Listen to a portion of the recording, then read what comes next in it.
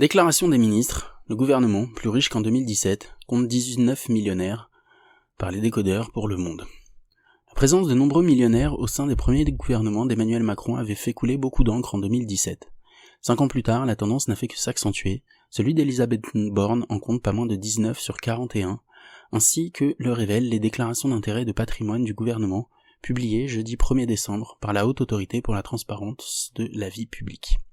D'après les calculs du Monde, les ministres du gouvernement Borne possèdent un patrimoine net moyen de 1,9 million d'euros et 1,5 million d'euros en retranchant les dettes, ce qui les place, pour leur grande majorité, dans les 10% des Français les plus riches et au-dessus de la moyenne du gouvernement d'Édouard Philippe de 2017. Riester est le plus fortuné, Dupond-Moretti a les plus gros revenus. Le membre le plus fortuné du gouvernement actuel est de loin Franck Riester, ministre délégué chargé des relations avec le Parlement, âgé de 48 ans qui détient près de 11 millions d'euros de patrimoine.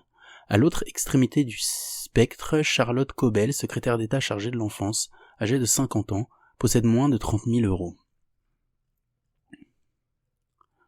Les revenus accumulés par Elisabeth Borne et ses ministres au cours des 5 dernières années les placent également très au-dessus du niveau de vie des Français, avec une moyenne de plus de 11 000 euros par mois ou 135 000 euros par an net d'impôts. En tête, le ministre de la Justice, Éric Dupond-Moretti, a totalisé plus de 3 millions d'euros de rémunération en 5 ans, notamment dans la période précédant son entrée au gouvernement, en 2020, grâce à ses activités d'avocat, les droits d'auteur de ses livres et ses prestations au théâtre.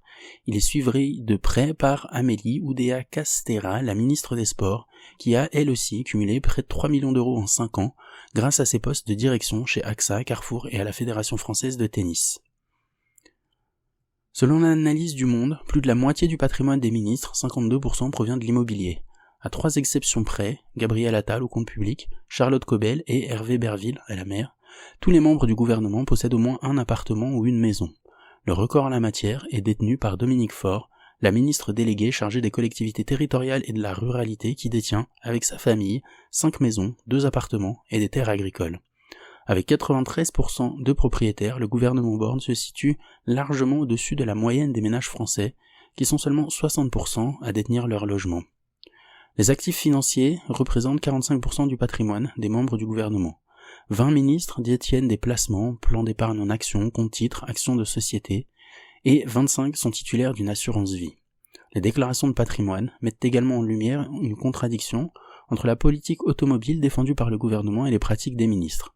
En effet, si près de la moitié d'entre eux ne possèdent pas de voiture, les autres privilégient très largement le moteur thermique à la motorisation électrique, y compris pour leurs achats récents.